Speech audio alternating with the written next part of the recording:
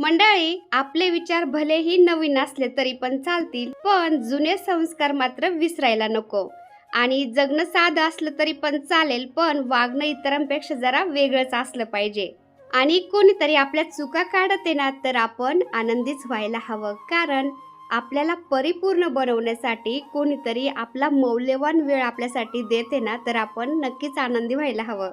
बघता बघता डिसेंबर संपत आला. आयुष्य पण असंच महिन्यासारखं हातातून निष्ठत जातं. आणि आपलं मन मात्र नवीन वर्षाला नव्याने जगण्यासाठी कधीही न गवसणाऱ्या सुखाचा पाठलाग करतो.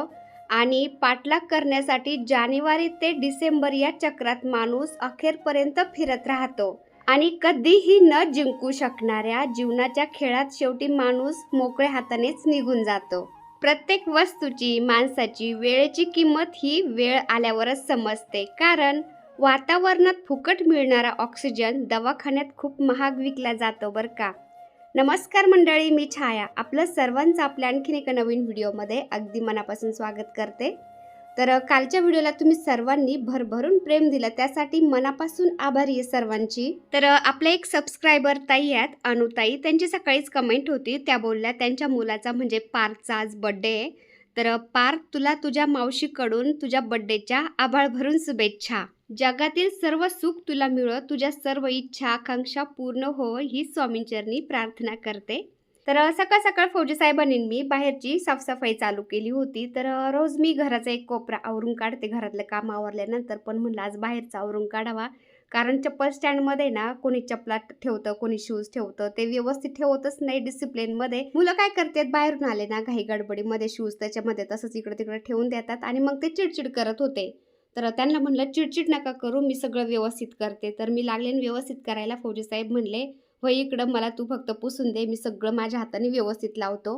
तर शूज वगैरे सगळं मी त्यांना पुसून देत होते आणि ते सगळं व्यवस्थित लावत होते. म्हणले, "चप्पल, शूज अजिबात इकडं-तिकडं झालं नाही पाहिजे. सगळं जिथल्या तिथंच व्यवस्थित राहिलं पाहिजे. जसं घेतलं तसंच ठेवलं पाहिजे." तर असं असतं बरं का फौजी माणसाचं. त्यांना सगळं डिसिप्लिनमध्ये जिथल्या तिथंच वस्तू लागती. थोडी जरी इकडे-तिकडे झाली ना, ते लगेच कुरकुर करत येत. आता फौजमध्ये कसं सगळं डिसिप्लिनमध्येच लागतं, पण हे घर आहे ना, इकडं-तिकडं वस्तू होणारच. लेकरं येतं, कधी इकडं-तिकडं ठेवणार. पण ते कसं त्यांना तिकडली ते माइंडसेट त्यांचा झालेला आहे ना, त्यांना वाटतं इथं पण तसंच पाहिजे. तर त्यांना शूज, चप्पल, सँडल सगळं पुसून दिलं. त्यांनी सगळं व्यवस्थित लावलं. त्यानंतर चप्पल स्टँडच्या अलीकडे छोटे-छोटे कप्पे काढून घेतलेले आहेत मी. कारण आपले जे बूट पॉलिश करायचं, ब्रश, चेरी सगळं आहे ना तिथं ठेवण्यासाठी. तर जे बाहेरचं छोटं-मोठं सामान आहे ना, ते पण त्यांनी त्याच्यामध्ये ठेवून दिलं. त्यानंतर आता बाकीचं बाहेरचं आम्हाला साफसफाई करायची होती. तर हे पहा, त्या दिवशी आपण झाडं तोडले होते ना फौजी साहेबांनी सगळे. पारिजातकचं झाड, जास्वंदीचे झाडं, तर त्याचे पानं सुकलेत. आता इथे हे पेटून द्यायचे आणि फौजी साहेब आता त्या काट्या तोडतात, कारण ते खूप मोठाले होतात नंतर. हे पहा, इकडे जशा काट्या झाल्यात ना मोठ्याल्या, अशा होतात आणि मग ते तोडायला खूप त्रास देतात. त्याच्यामुळे फौजी साहेब असं छोट्या छोट्याला असतात ना घराच्या आसपास काट्या, तेच मग ते तोडून टाकीत.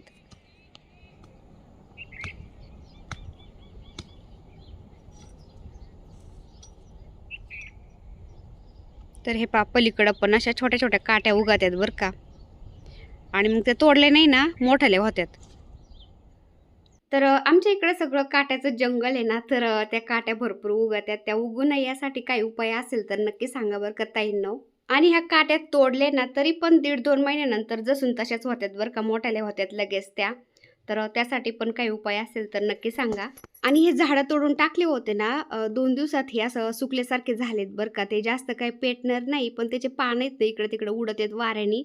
तर फौजी साहेब काय बोलले, बकऱ्यांनी जेवढं खायचं तेवढे ते खाऊन गेल्या, पण बाकीचं राहिलं ना ते पेटून देऊ आपण, म्हणजे ते राडा जास्त वाटणार नाही. आणि जे ओले लाकडं उरते ना, तर ते वाळल्यानंतर मग आपल्याला जाळायला होईल म्हणले. तर घराच्या आसपास पण असं साफसफाई करावी लागते बरं का. जसं की आपण आता झाडाची कटिंग केली आणि दुसऱ्याच्या प्लॉटमध्ये टाकून दिलं, ते तसंच ठेवलं, ते आपल्यालाच राडा वाटणार आहे. आणि ते दुसऱ्याच्या प्लॉटमध्ये राडा करून ठेवायचं, ते चांगलं वाटत नाही. त्यामुळं आम्ही असं महिन्या-2 महिन्यातून बाहेरची पण साफसफाई करत असतो बरं का. आणि आमच्या घराच्या आसपास सगळं मोकळं दिसतंय ना, हे सगळं प्लॉटिंग पडलेलं आहे बरं का. लोकांनी घेऊ टाकलेले आहेत, इन्व्हेस्टमेंट म्हणून घेऊन टाकलेले आहेत ना, त्यामुळं तिथं काही घरं वगैरे अजून कोणी बांधले नाही. पण त्यांनी जर दुसऱ्याला विकलं ना, ते लगेच मग घर वगैरे बांधायला काढतात. कारण घर बांधण्याच्या हिशोबानेच ते घेतात ना मग. आणि आम्ही प्लॉट घेतला होता त्यावेळेस 9.5 लाखांनी म्हणजे किंमत होती ह्या प्लॉटची. आता 24-25 लाख रुपये गुंठा चालू आहे बरं का आमच्या घराच्या जवळ आता. आम्ही राहायला आलो होतो ना, तेव्हा इथं एक पण घर नव्हतं बरं का, सगळं मोकळंच होतं. आम्हीच पहिले राहायला आलो होतो. त्यानंतर हे हळू-हळू घरं व्हायला लागलेत आता. आणि बऱ्याचशा ताई-दादा विचारत असतात, की तुमच्या घराची जागा किती आहे? तर सगळी जागा 2.25 गुंठा आहे आमची. आता जे झाडाची कटिंग वगैरे केलं होतं, सगळं गबाळ आम्ही एका जागेवर गोळा केलंय आणि तिथं पेटून द्यायचं. घराच्या जास्त जवळ जर पेटून दिलं ना, काय होतं, दुसऱ्या झाडांना आई लागते ती पेटून दिलेल्या याची आणि मग झाडं खराब होतात. तर आता हे जास्त काही जळणार नाही, थोडं जळण आणि बाकीचे लाकडं राहतील ना, तर ते वाळले ना मग आपल्याला चुलीला जाळायला होतील.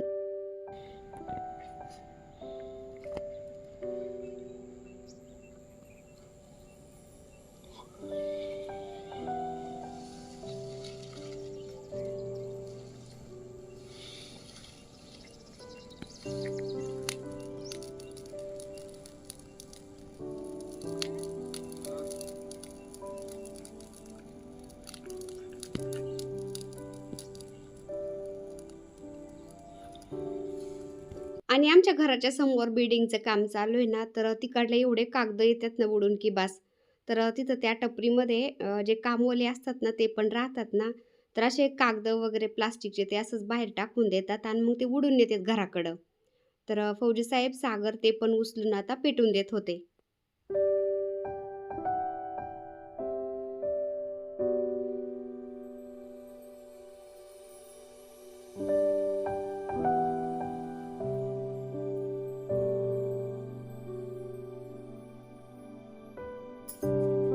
आता हे सिमेंटाचे फट्टे आणले होते फौजी साहेबांनी टेरेसवरती झाडं ठेवण्यासाठी. म्हणजे आपल्या टेरेसला ओलसरपणा राहणार नाही त्यामुळं. त्यानंतर आपण टेरेसला डॅम्पप्रूफ कलर मारला, आपलं स्टोरूम बनवलं, पिरॅमिड बनवलं. त्यानंतर फौजी साहेबांनी मग झाडं ठेवण्यासाठी स्टँड पण बनवून घेतले ना, मग हे सिमेंटाचे फट्टे खाली टाकून दिले तिथं आणि ते काहीच कामाचे नाही म्हणले आता. त्यामुळं मग साईडला ठेवले होते. पण आता तिथं आम्हाला हे जे बाकडं आहे ना, तर ते ठेवायचं होतं. त्यामुळं ते सिमेंटाचे फट्टे ते साईडला ठेवून देत होते. आणि हे बाकडं काय आम्ही विकत नाही आणलं. आता महानगरपालिकेचे जे इलेक्शन आलेत ना, तर दरवेळेस इलेक्शनच्या वेळेस आहे ना, सगळ्या केडगावमध्ये इकडं-तिकडं ते बाकडे देतात. तर त्यांनी आम्हाला पण इथं बसण्यासाठी एक बाकडं दिलंय. तर म्हणलं ते इथं मांडू आपण आता मस्त. बाहेर आलं की छान उन्हाला बसायला होतं.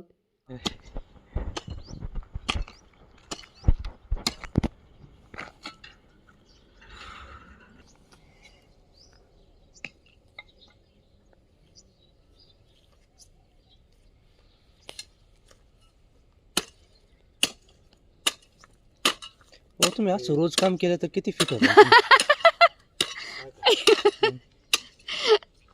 तुम्ही रोज करत जा मग असं. इकडे माती उचलायची तिकडे टाकायची.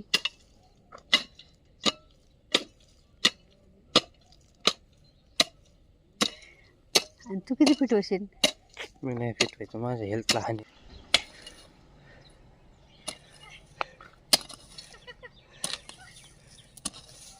तो यासारखे पोरं आहेत ना, खसाखस काम करतात वावरांनी.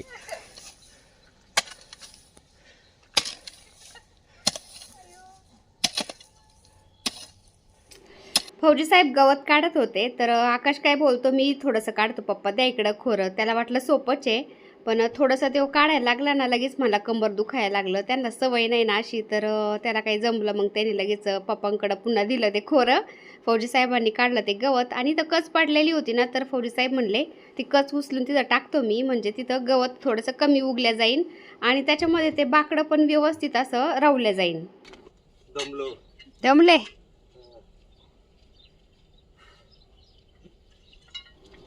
आता ते बाकडं घराच्या समोर पण मांडलं असतं आपण, पण गाडी वळावी लागती, गेटमध्ये घ्यावी लागती ना, त्यामुळं मग ते मध्ये येत होतं. त्यामुळं म्हणलं चला थोडंसं इकडं साईडलाच आपण ते बाकडं मांडून देऊ. बाहेर जर आपण आलो ना, तर सकाळचं ऊन खाता बसतो आपण नाही का, तसं टेरेसवरती जातो म्हणा, पण चला संध्याकाळचं असं थोडंसं बाहेर आलं की बसायला होतं. आलंय आणायचं बाकडं तर नाही का.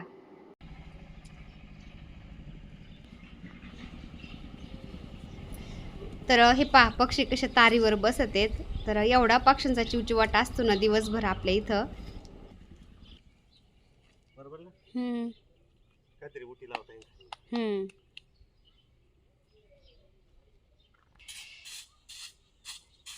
आता ते कशाला?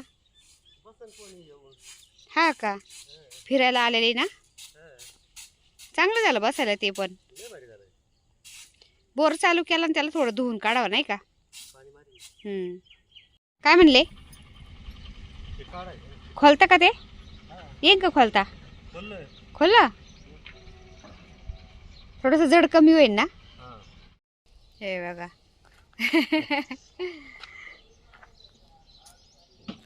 आकाश लाजतोय लाजतोय. हा ते बाकडं ठेवू लागा ना तेवढं.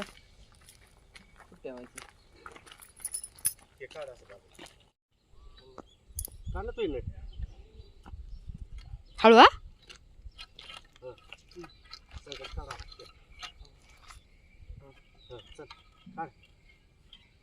आकाश धरू लाग ना त्याला.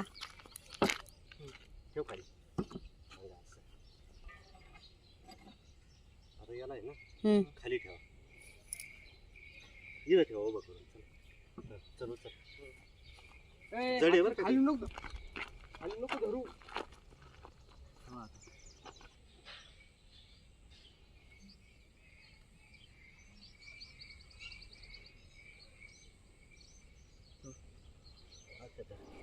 आता ते बाकडं सिमेंटाचं आहे ना, एवढं जड होतं की बास तिघांना पण ते उचला ना. तर समोरच बिल्डिंगचं काम चालू आहे ना, तिथल्या एका कामवाल्या भैयांना बोलवलं फौजी साहेबांनी आणि मग चौघांनी ते बाकडं उचलून तिथं ठेवलं.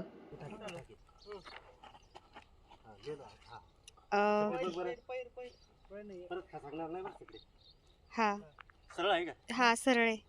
सरळ आहे ना? हा ते जरा मागं गेलं का पलीकडलं? दादाकडलं जरा मागं गेलं काय?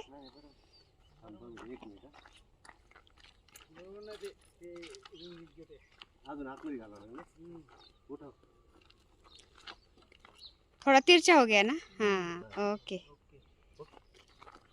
जड आहे एवढं ते? हा चल पकड़ो चारों पकड़ो. अभी कैसा आराम से होगा. तू याच्यामध्ये घाला का सागर? रख दो इधर. आपका हाथ करना. वो नीचे का बाकी है. स्क्रू जा नहीं रहा है. ऊपर उठाओ. ओके ना जरा. तिकडे लय तक झालं. इथं भारी वाटतं. चला ओके. Tata bye bye. तर आजचा छोटासा व्हिडिओ मी इथं सेंड करते. आता व्हिडिओ आवडला असेल तर एक लाईक नक्की करत जाता येईल. चॅनलवर नवीन असाल तर प्लीज आपल्या चॅनलला सबस्क्राईब पण करा. चला तर व्हिडिओ पुन्हा अशाच एका छानशा व्हिडिओ बरोबर. तोपर्यंत बाय. व्हिडिओ पूर्ण पाहिला त्यासाठी मनापासून आभारी आहे सर्वांची. सर्वांना श्री स्वामी समर्थ.